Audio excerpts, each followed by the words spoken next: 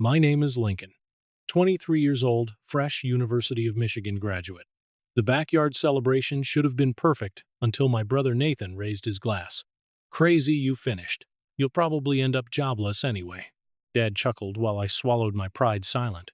Nobody knew I had co-signed Nathan's business loan application just days earlier. That night, staring at those papers, I made a decision that would change everything. Before I tell you what happened next, drop a comment letting me know where you're watching from, and hit subscribe to see how I finally stood up to my family after years of disrespect. Growing up in suburban Detroit wasn't easy when you lived in a shadow. Nathan, my older brother, by 5 years, cast the longest shadow of all. From the moment I could remember, our family dynamic was crystal clear. Nathan was the golden child, and I was the afterthought. Our childhood home was nice enough from the outside, a four-bedroom colonial with a well-kept lawn in a respectable neighborhood. But inside those walls, the invisible hierarchy was unmistakable. Nathan had the bigger bedroom, the newer clothes, and most importantly, our parents' undivided attention and admiration. My brother was naturally athletic, charismatic, and popular. He played quarterback on the high school football team, dated cheerleaders, and had a social circle that seemed to include half the town. When he walked into a room, he owned it with his loud laugh and confident swagger. Adults were charmed by his quick wit and easy smile, always telling my parents how lucky they were to have such a wonderful boy.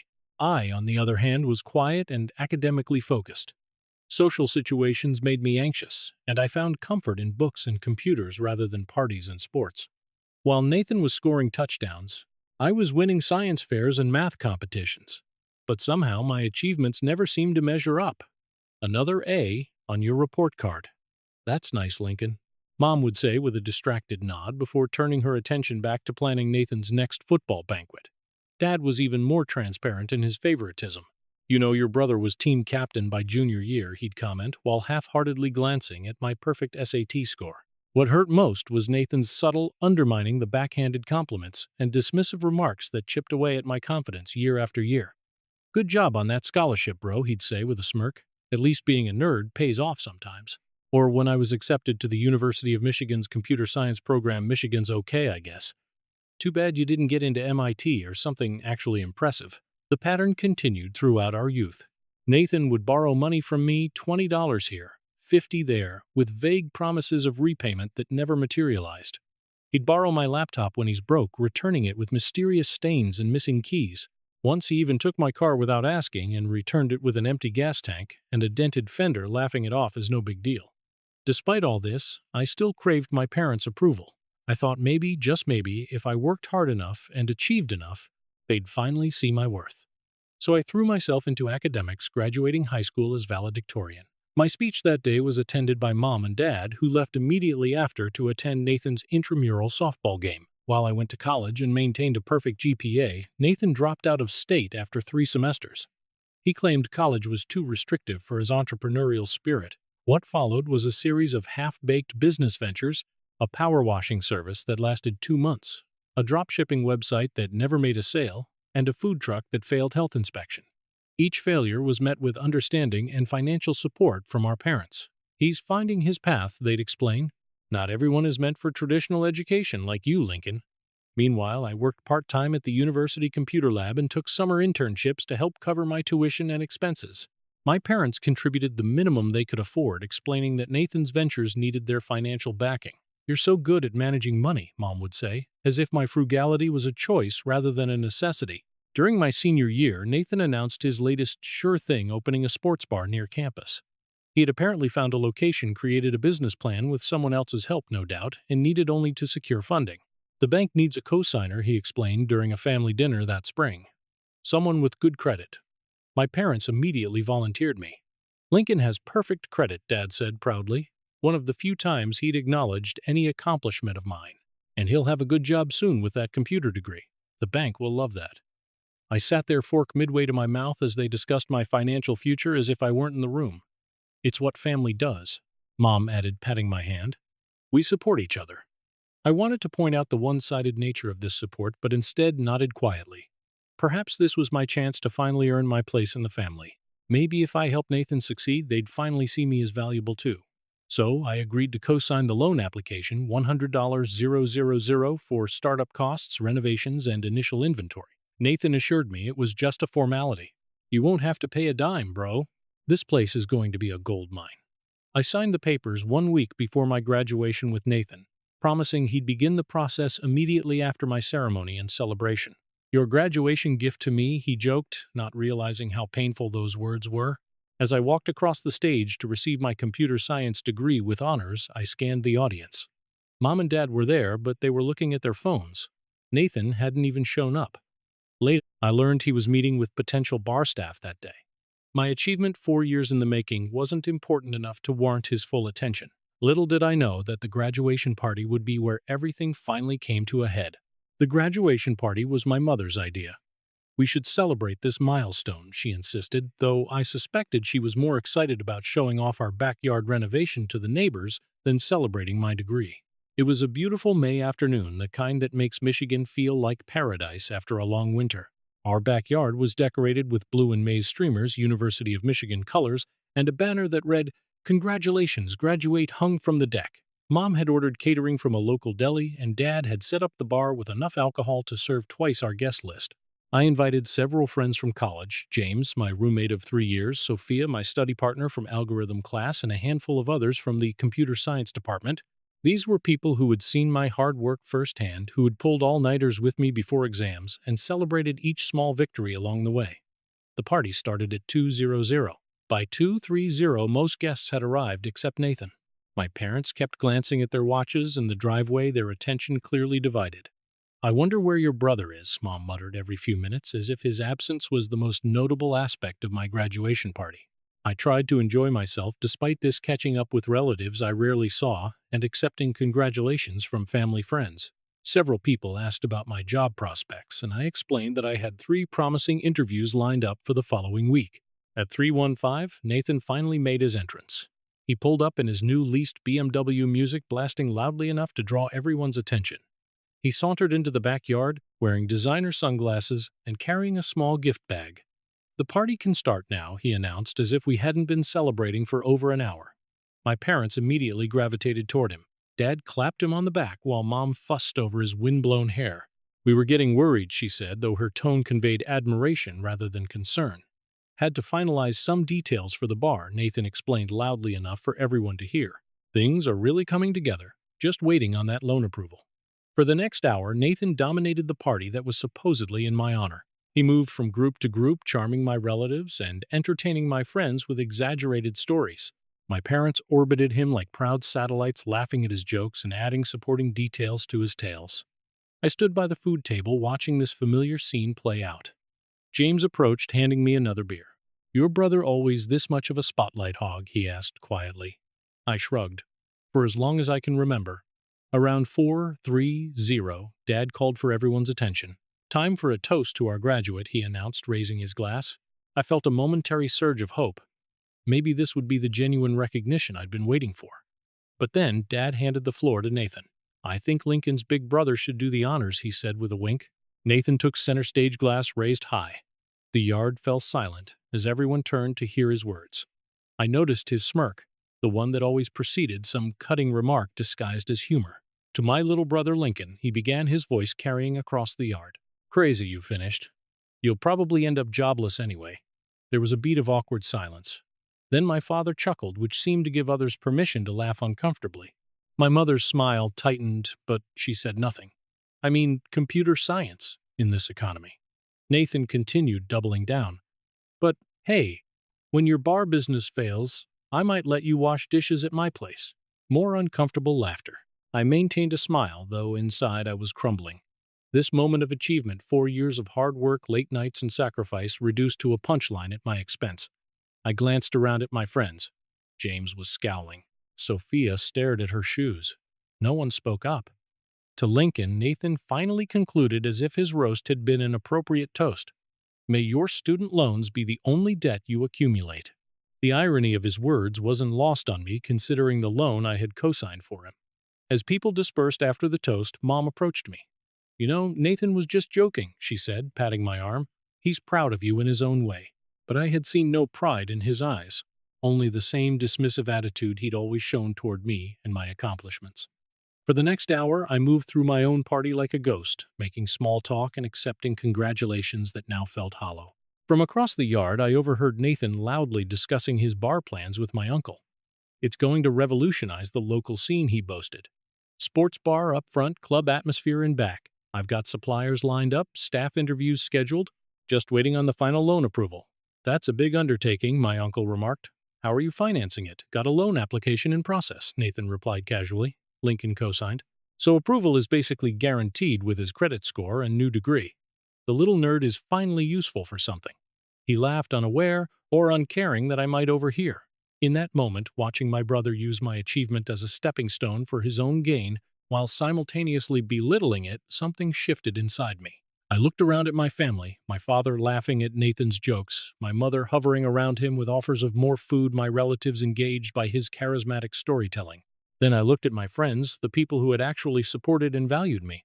James caught my eye and raised his eyebrows as if to ask, "You okay?" Sophia gave me a sympathetic smile. As the party wound down and guests began to leave, I found myself at a crossroads. For years, I had accepted my role in this family. The reliable one, the responsible one, the one whose achievements were acknowledged with a pat on the head before attention returned to Nathan. I had co-signed that loan application, hoping it might finally earn me the respect and recognition I craved. But standing in the fading light of my graduation party, watching Nathan accept congratulations meant for me, I realized no loan co-signature would change the fundamental dynamic of our relationship. I would always be the supportive character in Nathan's story, never the protagonist of my own. As the last guests departed and my parents began cleaning up, making plans to help Nathan with his bar, the following weekend I quietly went upstairs to my childhood bedroom. The loan paperwork was still in my desk drawer, copies I had kept for my records. I pulled them out and read through the terms again, seeing with fresh eyes what I had committed to.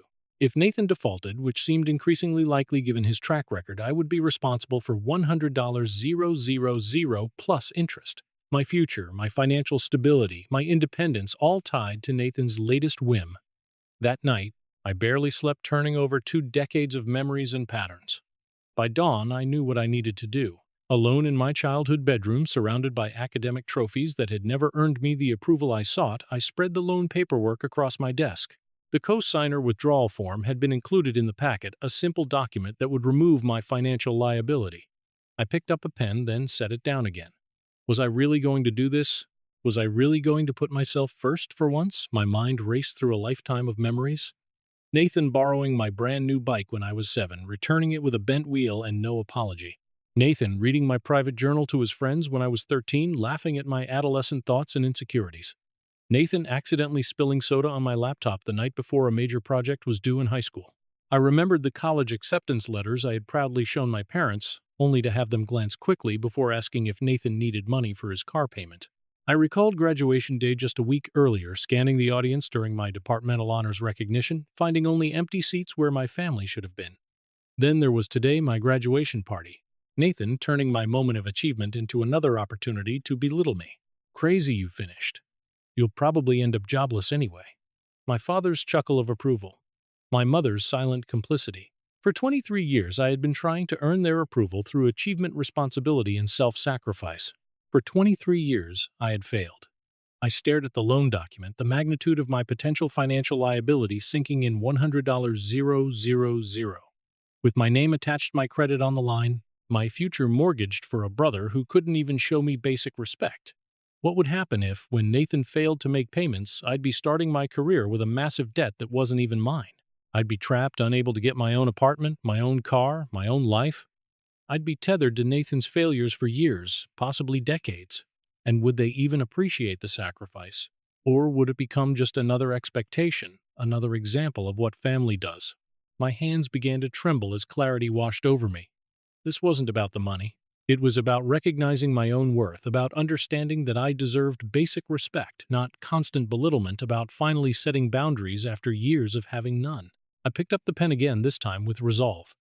I filled out the cosigner removal form carefully, making sure every field was complete and accurate. I signed my name with a steadiness that surprised me. It was nearly midnight when I finished. The house was quiet, my parents and Nathan asleep. I changed into jeans and a sweatshirt, grabbed my keys and the form, and slipped out to my car. The night air was cool against my face as I drove through the sleeping neighborhood. The bank had a 4-hour drop box for after-hours document submission, a small metal slot in the wall beside the ATM. I parked and sat for a moment. the form on my passenger seat illuminated by the overhead light. Was I being selfish? Was I betraying my family? The questions nagged at me, familiar guilt rising like bile. Then I remembered Nathan's toast again. The way he'd so casually dismissed 4 years of my hard work.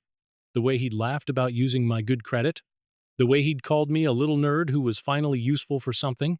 I got out of the car, walked to the drop box, and slid the form into the slot before I could second-guess myself again. There was a quiet thump as it fell inside. Done. Irreversible. The drive home felt surreal. I had never defied my family before, never prioritized my needs over theirs, especially not over Nathan's. To Dottam, my hands gripped the steering wheel so tightly my knuckles turned white. I kept waiting for regret to overtake me, but instead a strange sense of liberation began to grow. Back home, I slipped into bed but couldn't sleep. I stared at the ceiling, imagining tomorrow's fallout. Would the bank call immediately? How quickly would Nathan realize what I'd done? How would my parents react? Morning came after a restless night. I dressed and headed downstairs, finding my parents and Nathan at the breakfast table. They were discussing the bar as if yesterday's party had never happened. I'm thinking we go with the sports memorabilia theme in the main area, Nathan was saying, gesturing with his fork. Signed jerseys, vintage equipment, that kind of thing. Sounds wonderful, honey, Mom replied, refilling his coffee cup. The loan should be approved any day now, Dad added confidently. With Lincoln's name on the application, it's practically guaranteed. They all looked up as I entered the kitchen. Mom smiled distractedly. Good morning, Lincoln. There's coffee in the pot. I poured myself a cup, sat down, and waited. The clock on the microwave read 8:40. The bank would open at 9:00. It was only a matter of time. The kitchen clock ticked steadily as we sat around the breakfast table. Nathan was still talking about his bar plans, sketching layout ideas on a napkin while Mom and Dad offered suggestions.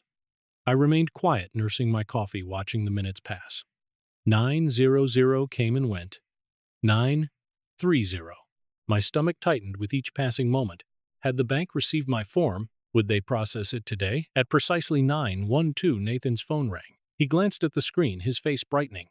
It's the bank, he announced, standing up, probably calling about the loan approval. He answered with confidence, moving toward the living room for privacy. Hello, yes, this is Nathan speaking. I couldn't hear the other side of the conversation, but I could see Nathan's expression change from anticipation to confusion, then to disbelief. What do you mean, denied? That can't be right, his voice rose. We submitted everything correctly. My brother co-signed, his credit score is practically perfect. More silence as he listened, his face growing increasingly red. Withdrawn. What are you talking about? No one withdrew anything. Another pause. When last night, that's impossible. My parents exchanged concerned glances. Dad stood up, moving closer to Nathan, trying to understand what was happening. Can you reprocess it? There must be some mistake, Nathan pleaded, his confident demeanor crumbling. No, don't close the application. We need this loan. The call ended with Nathan staring at his phone in shock. They said the co-signer withdrew last night. The application is being closed. His eyes slowly lifted to meet mine, realization dawning. Lincoln, did you? I met his gaze steadily. Yes. The silence that followed was deafening. Mom gasped. Dad's mouth opened and closed without words. I need some air, I said quietly, standing up and heading for the door. Lincoln, wait, Mom called. But I kept walking. I grabbed my keys and wallet, slipped on my shoes, and left the house before anyone could stop me. As I backed out of the driveway, I saw Nathan in the doorway, his face contorted with rage. My phone buzzed before I reached the end of the street. A text from Nathan. All capital letters. What did you do? The loan got rejected? Call me now. I pulled over and typed a calm response. I removed myself as cosigner. I'm not comfortable putting my financial future at risk. More texts flooded in. You can't do this to me. The bar deal will fall through without that loan. Mom and Dad are freaking out. I thought we were family. That last one hit a nerve. Family. The word had been used to manipulate me for years. Family helps each other. Family sacrifices. Family puts others first. But when had Nathan ever put anyone ahead of himself? My phone started ringing. Mom calling. I silenced it and drove to a coffee shop across town. A quiet place where I could gather my thoughts. As I sat with my latte, the notifications continued. 3 missed calls from Mom, 5 from Nathan, 1 from Dad. Voicemails and texts piling up. I called James, needing a friendly voice. Hey, can you meet me at Riverside Coffee? I could use some moral support. 20 minutes later, James slid into the seat across from me. "You look like hell," he observed. "I removed myself from Nathan's loan application," I explained. "They found out this morning." James nodded slowly. "About time you stood up to them. That toast yesterday was brutal." "It wasn't just the toast," I sighed. "It's been my whole life." James listened as I unpacked years of being second best, of Nathan's constant undermining of my parents' blind spot when it came to their golden child. It felt good to verbalize what I had kept inside for so long. "You did the right thing," James assured me when I finished. "That loan would have ruined you financially." "They're making me feel like I betrayed them," I admitted. "Like I'm the villain here." "Classic manipulation," James replied. "They're angry because you disrupted the dynamic. Nathan needs to learn to stand on his own 2 feet." As we talked, the coffee shop door burst open. Nathan stormed in, scanning the room until he spotted us. His face was flushed, his movements jerky with anger. "There you are," he growled, approaching our table. "You need to fix this now." Heads turned at his loud voice. I felt my chest tighten with anxiety but forced myself to remain calm. "I'm not changing my mind, Nathan. Do you have any idea what you've done?" he hissed, leaning over the table. "I put down a deposit on that building. I've hired staff. I've ordered inventory." "That sounds like poor planning," I replied evenly. "You shouldn't have done all that before securing financing." His eyes widened at my response. He wasn't used to me pushing back. "You said you would co-sign. You gave your word. And you said you'd repay the loan," I countered. "But your track record doesn't inspire confidence." "I'm not risking my financial future on another one of your schemes." "Schemes," he sputtered. "This is a legitimate business opportunity. Just like the power washing service, the drop shipping website, the food truck." I shook my head. "I'm not doing this anymore, Nathan. I'm not your safety net." Several people were watching now, uncomfortable witnesses to our family drama. Nathan noticed the attention and lowered his voice, though his intensity didn't diminish. "Mom and Dad are devastated," he said, switching tactics. "They can't believe you do this to your own brother." "I didn't do anything to you," I replied. "I simply chose not to put myself at financial risk." "There's a difference." Nathan's face darkened. "You've always been jealous of me. This is your revenge for all the times I outshined you." James snorted, earning a glare from Nathan. "This isn't about jealousy," I said. "It's about self-respect, something I should have developed a long time ago." Nathan stared at me, seemingly at a loss for words. Then he straightened up, his jaw tight. "This isn't over. You're coming home right now to talk to Mom and Dad." It wasn't a request. It was a command delivered with the confidence of someone used to being obeyed. In the past, I might have complied just to keep the peace, but not today. "I'll come home when I'm ready," I said firmly. "And we'll have a family discussion like adults." Nathan's nostrils flared. For a moment, I thought he might cause a scene right there in the coffee shop. Instead, he pointed a finger at me. "Be home by noon, or don't bother coming back at all." With that, he turned and stormed out the door, slamming behind him. James whistled low. That went well. I let out a shaky breath, the adrenaline leaving my system. I have to go back and face them eventually. "Want me to come with you?" James offered. I considered it, then shook my head. This is something I need to do myself." We finished our coffees, talking through potential scenarios and outcomes. By 1130, I felt prepared enough to return home and face whatever awaited me. "Call me if you need an extraction," James said as we parted in the parking lot. "I can be there in 15 minutes. I nodded gratefully, then got in my car and headed back to the house, unsure of what reception awaited me, but certain that things would never be the same again. The drive home felt like marching toward a battlefield. My hands trembled slightly on the steering wheel, but my resolve remained firm. Years of suppressed feelings and unspoken truths were about to surface, and there was no turning back. I pulled into the driveway at 1158, 2 minutes before Nathan's ultimatum expired. The house looked deceptively peaceful from outside. No indication of the storm brewing within. Taking a deep breath, I walked to the front door and entered. Voices from the living room fell silent at the sound of my arrival.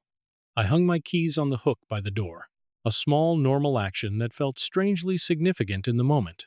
I found them all waiting. Mom perched anxiously on the edge of the sofa, Dad standing by the fireplace with his arms crossed, and Nathan pacing between them like a caged animal. Finally, Nathan snapped when I appeared in the doorway. "Time to fix the mess you've made, Lincoln." "Sit down," Dad said, gesturing to an armchair across from Mom. His tone was measured but cold. "We need to discuss what you've done." I took the offered seat, noticing how they had positioned themselves 3 against 1. The family dynamic visualized perfectly in our seating arrangement. "Why would you do this?" Mom asked, her voice wavering between hurt and anger. Why would you sabotage your brother's future like this? The question revealed so much about how they viewed the situation and me. In their minds, I was the saboteur. Nathan was the victim. Nothing new there. I'm not sabotaging anyone, I replied calmly. I'm protecting my own future. By breaking a promise, Dad countered. You gave your word you'd co-sign that loan. I reconsidered after yesterday's graduation party, I explained looking directly at Nathan. After being publicly humiliated by the very person I was trying to help, Nathan rolled his eyes. It was a joke, Lincoln. Lighten up. It wasn't funny, I said. None of it has ever been funny. Not the put-downs, not the backhanded compliments, not the constant dismissal of my accomplishments. What are you talking about, Mom asked, genuinely confused. We've always been supportive of your academics. Support isn't just saying good job. And then immediately shifting attention back to Nathan, I replied, it's showing up when it matters. It's celebrating achievements without qualification. It's basic respect. This isn't about respect, Nathan interrupted. It's about the loan. You need to go back to the bank today and reinstate your co-signature. I shook my head. That's not going to happen. Lincoln. Dad's voice took on the authoritative tone that had always ended discussions in our house. This is what family does. We help each other. Your brother needs this loan. I've been helping for years, I countered. I've loaned money that was never repaid. I've had my possessions borrowed and returned damaged. I've watched my achievements diminished while Nathan's attempts were celebrated regardless of outcome. That's not true, Mom protested weakly. Isn't it? I challenged. Where were you during my departmental honors ceremony last week? The one I specifically invited you to. Mom and Dad exchanged uncomfortable glances. Nathan needed help looking at potential bar locations, Dad admitted. Exactly my point, I said. Nathan always comes first. Always has. Always will. And I've accepted that for 23 years. But I won't jeopardize my financial future for someone who can't even show me basic respect. Nathan's face flushed with anger. This is ridiculous. You're acting like some victim when you've had everything handed to you. Full ride, scholarship, perfect credit score, job interviews lined up. Nothing was handed to me, I replied, my voice rising despite my efforts to stay calm. I earned every single one of those things through hard work and discipline. Things you know nothing about. Boy's mom interjected. This isn't helping. You want to know the truth, Lincoln. Nathan stepped closer, looming over my chair. I was never going to pay back that loan anyway. The room fell silent at his admission. Nathan, Mom gasped. What? It's the truth, he continued, too angry now to filter himself. My credit is shot from the other businesses. No bank would give me a loan on my own. Lincoln was my only option with his perfect credit and new fancy degree. Dad rubbed his forehead, looking suddenly tired. Son, that's not what we discussed. Oh, please. Nathan scoffed. We all knew how this would play out. Lincoln would co-sign. I'd make payments for a few months, then claim business was slow. Eventually, Lincoln would take over payments because he's Mr. Responsible. I stared at my brother somehow, both shocked and not surprised at all by his admission. You were planning to default deliberately. I was planning to build a successful business, Nathan backpedaled slightly, but I needed a backup plan. That's just smart business. That's fraud, I corrected him, and it would have destroyed my credit and financial future. Don't be so dramatic, Nathan dismissed. You'd recover eventually. I looked between my parents, searching their faces for shock or disapproval at Nathan's admission. I found concern, but not surprise. On some level, they had known or at least suspected what Nathan intended. Did you know about this? I asked them directly. Of course not, Mom answered quickly. Too quickly. Dad was more measured. We hoped Nathan would make it work this time, but we also knew you'd be there as a safety net if needed. A safety net? I repeated, the words bitter in my mouth. That's all I am to this family, isn't it, Nathan's safety net? The responsible one who will clean up his messes. That's not fair, Mom protested. Isn't it? I stood up, no longer willing to physically look up at them. When has Nathan ever been my safety net? When has he ever put my needs first? When have any of you? The question hung in the air unanswered. Lincoln, Dad began, his tone softening slightly. Family helps family. That's just how it works. No, I said firmly. Healthy families support each other mutually. They respect boundaries. They celebrate each other's successes without jealousy or dismissal. So what are you saying? Nathan demanded. You won't help me at all. I'm saying I won't co-sign a loan that you've admitted you plan to default on, I clarified. And I'm saying things need to change in this family if I'm going to remain part of it. Are you threatening to cut us off? Mom looked horrified. I'm setting boundaries, I corrected her. Either you acknowledge the pattern of favoritism and disrespect, and we work together to change it, or I'll need to distance myself for my own well-being. This is ridiculous. Nathan threw up his hands. He doesn't get the loan. So now he's throwing a tantrum. This isn't about the loan, I repeated. It's about 23 years of being treated like I matter less than Nathan. 23 years of having my achievements diminished while his failures are excused. 23 years of giving without receiving? I turned to my parents. Can you honestly say you've treated us equally, that you've given us the same support, attention, and respect? Mom looked down at her hands. Dad's gaze shifted to the window. Their silence was answer enough. I love you all, I said, surprised to find I meant it despite everything. But I won't be disrespected anymore. I won't be Nathan's backup plan or financial safety net. I need to build my own life, and I need you to respect that. So that's it. Nathan's voice dripped with contempt. You're abandoning your family when we need you most. I'm not abandoning anyone, I replied. I'm asking to be treated with respect. The loan is off the table, but I'm still here willing to have a relationship if things change. Things don't need to change, Dad said, his voice hardening again.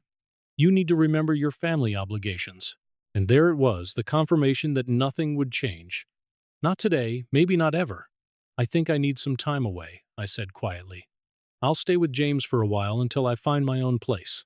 You're overreacting, Mom said, panic edging into her voice. Nathan said things he didn't mean. We can work this out. But Nathan's expression told a different story. He wasn't sorry. He was angry that his plan had failed, that his safety net had developed a spine. I'll go pack some things, I said, heading for the stairs. If you walk out that door, Nathan called after me. Don't expect us to welcome you back with open arms when you fail on your own. I paused on the stairs, turning back to face my brother one last time. I'd rather fail on my own terms than succeed on yours. In my bedroom, I quickly packed essentials into a duffel bag: clothes, toiletries, laptop, and important documents. My phone buzzed with a text from James. All good, I replied. Coming to crash at your place. We'll explain later. As I zipped the bag closed, Mom appeared in the doorway. Lincoln, please don't do this. We can talk more. We've been talking for hours, Mom. I sighed. But nothing's going to change. Not right now. Of course, we'll change, she promised, though her eyes darted nervously toward the stairs where Dad and Nathan waited. Just give us some time. That's what I'm doing, I replied, hoisting the bag onto my shoulder, giving us all time and space. Downstairs, Dad stood with his arms crossed, his expression stoic. Nathan wasn't visible, probably sulking in the kitchen. This is a mistake, Dad said as I reached the door. Family should stick together. I agree, I replied, but family should also respect each other. When you're ready for that, you know how to reach me. I walked out to my car, loaded my bag in the trunk, and drove away from the only home I'd ever known. In the rearview mirror, I could see my parents standing in the doorway watching me leave. Nathan was notably absent. A chapter of my life was ending. A new one, uncertain but filled with possibility, was about to begin. The first night at James's apartment was strange. His spare room was barely large enough for a twin mattress in my duffel bag, but it represented something I had never fully experienced: independence. Stay as long as you need, James offered, handing me a spare key. It's not much, but it's dramery.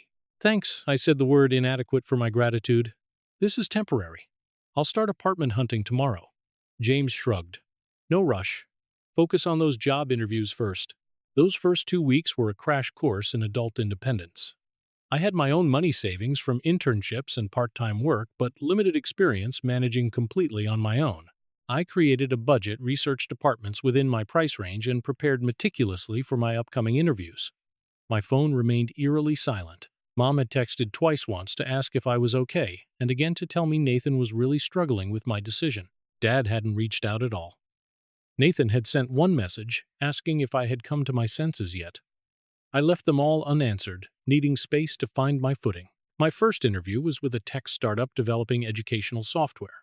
The office was modern and bright, the team young and enthusiastic. I presented my portfolio of projects from college, explained my approach to problem solving, and discussed my vision for making educational technology more accessible. When can you start? The hiring manager asked at the end of our conversation. I blinked in surprise. You're offering me the position, she nodded. Your technical skills are impressive, but what really stands out is your thoughtfulness. We need people who can think beyond the code. The starting salary was modest, but fair for an entry-level position. More importantly, it was enough for me to get my own place and begin building a life independent from my family's influence. I signed the paperwork that afternoon and called James with the news. "Celebration dinner tonight," he insisted. "First rounds on me." That weekend, I found a small studio apartment not far from the office. It was basic, just one main room with a kitchenette and a tiny bathroom, but the large windows let in plenty of natural light, and the location was perfect. The landlord ran a credit check, nodded approvingly at my score, and handed over the keys. Standing alone in my empty apartment, I felt a strange mix of pride and terror. This was mine, my space, my responsibility, my freedom. I furnished it sparsely at first: a mattress on the floor, a second-hand desk and chair, a few kitchen essentials. Each paycheck allowed for small improvements: a proper bed frame, a comfortable couch, a bookshelf for my computer science texts and programming manuals. 3 weeks into my new job, I received an alarming email notification. Someone had attempted to apply for a credit card in my name. The fraud detection system had flagged it as suspicious and declined the application.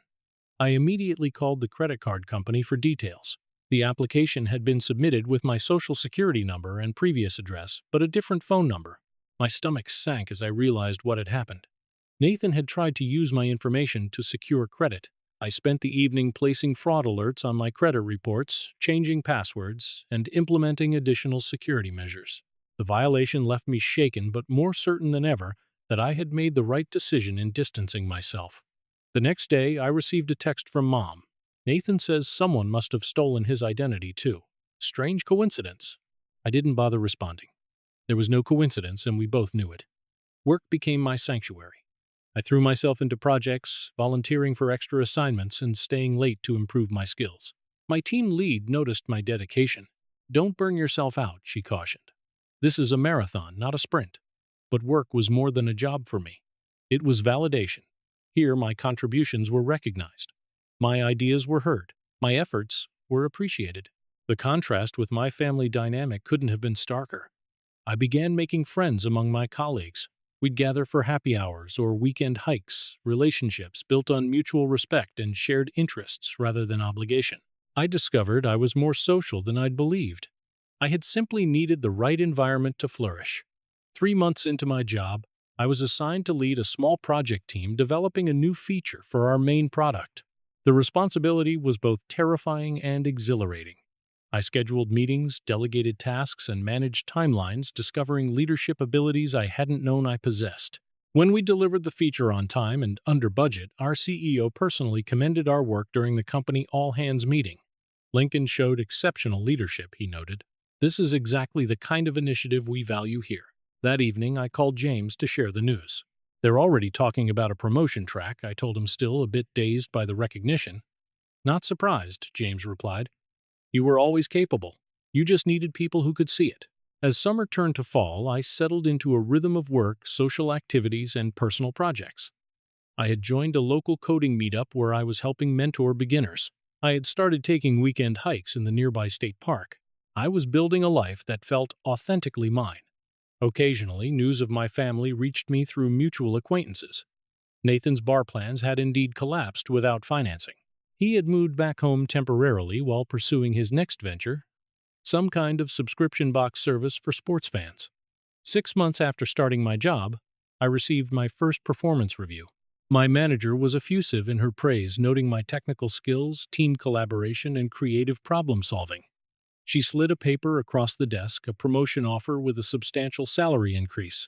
"We don't normally do this so soon," she explained, "but you've become indispensable to the team." I signed the paperwork with a steady hand, remembering Nathan's graduation toast. "Crazy you finished. You'll probably end up jobless anyway." The memory no longer stung. Instead, it fueled my determination to succeed on my own terms. That Thanksgiving, I declined my mother's tentative invitation to come home for the holiday. Instead, I joined a Friendsgiving hosted by a colleague who had gathered other holiday orphans with nowhere to go. Surrounded by new friends contributing my admittedly amateur cooking skills to the communal meal, I realized I had built something precious, a chosen family based on mutual respect and genuine affection. As Christmas approached, the inevitable family pressure increased. Mom called several times, her voice increasingly desperate. "It's Christmas, Lincoln. Family should be together at Christmas." I remained firm but gentle. "I'm not ready, Mom.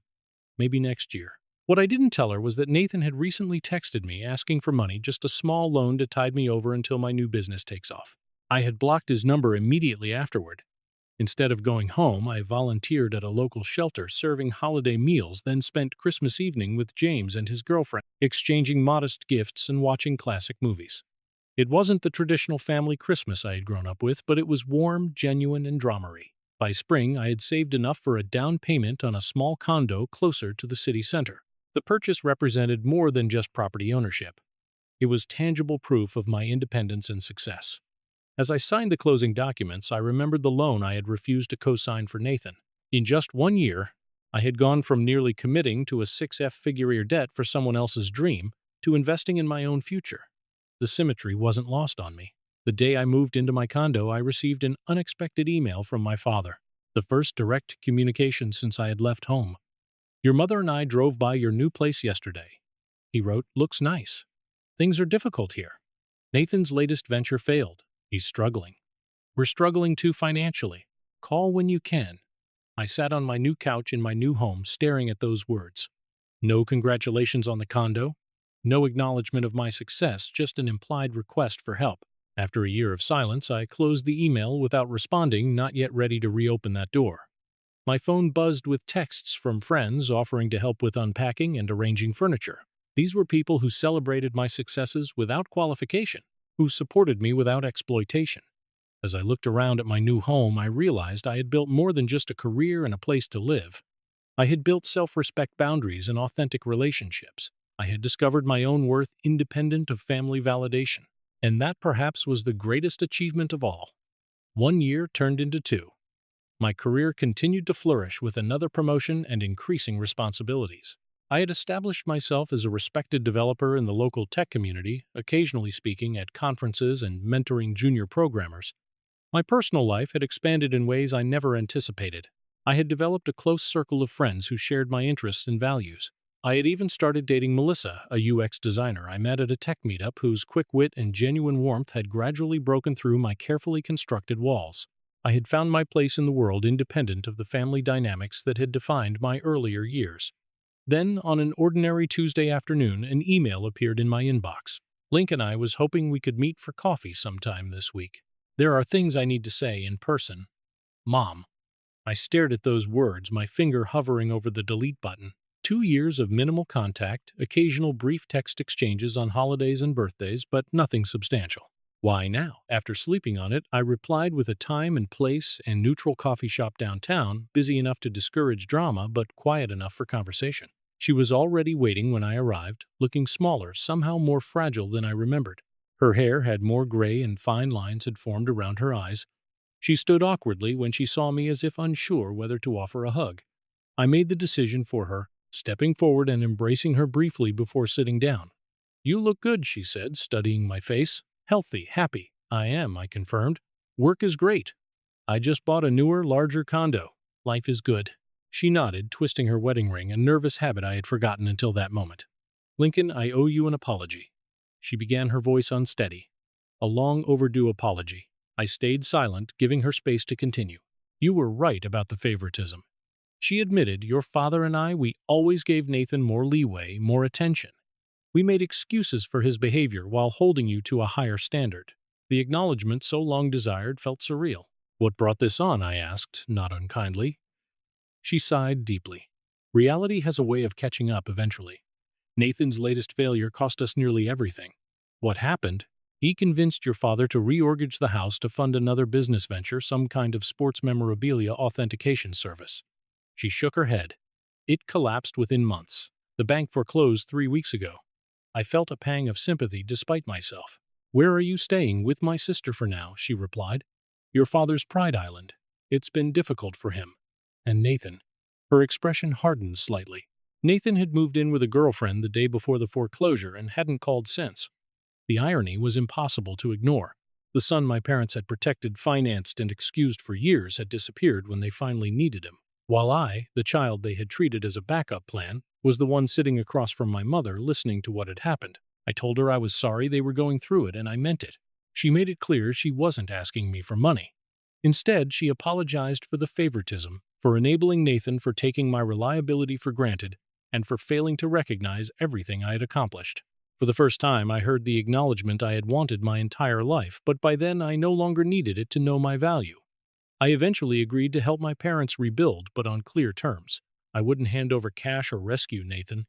Instead, I offered to co-sign a modest apartment lease while my parents repaired their credit and regained financial stability. When I met Dad again, his pride was wounded, but he finally looked at the life I had built and admitted that I had done well for myself. It wasn't a dramatic apology, but coming from him, it mattered. We established expectations, timelines, and boundaries, and for the first time, family help became something structured and mutual rather than something demanded from me. Months later, Nathan returned, broke single, and once again looking for someone to rescue him. But this time, even Dad refused to fall back into the old pattern.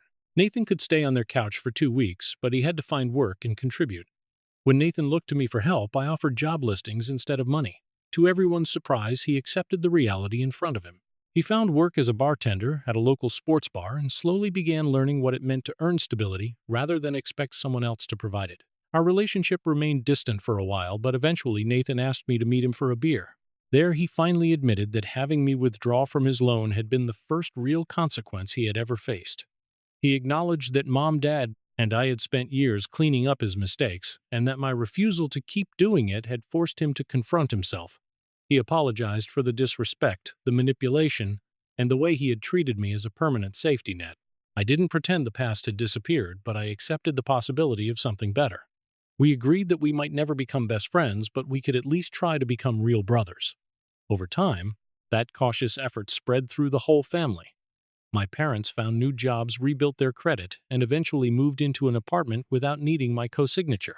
Nathan stayed employed, later moved into management, and discovered satisfaction in steady progress. Instead of chasing another get-rich-quick scheme, I continued advancing in my career, building my own home and future, strengthening my friendships, and developing a relationship with Melissa that was based on respect rather than obligation.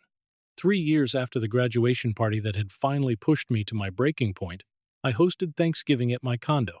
My parents and Nathan came along with James, Melissa, and several friends who had become my chosen family. Looking around the table, I could see how dramatically everything had changed. Then Nathan raised his glass. For a moment, I remembered his old graduation toast, the cruel joke about me ending up jobless. But this time, he simply said, "To Lincoln, for having the courage to break the cycle. We're all better for it." And he was right. Walking away had not destroyed my family. It had forced us to confront what had been broken for years. Refusing the loan had protected my future. Leaving home had taught me independence. Setting boundaries had taught my parents to respect me, and forced Nathan to experience consequences. The family we eventually rebuilt wasn't perfect, but it was healthier because support was no longer confused with sacrifice and love was no longer used as an excuse for entitlement. I finally understood that standing up for yourself isn't selfish, and walking away doesn't always mean giving up on the people you love. Sometimes distance is what makes change possible. Sometimes saying no is the first honest act of love. And sometimes the family you rebuild after everything falls apart can become stronger than the one you spent years desperately trying to please.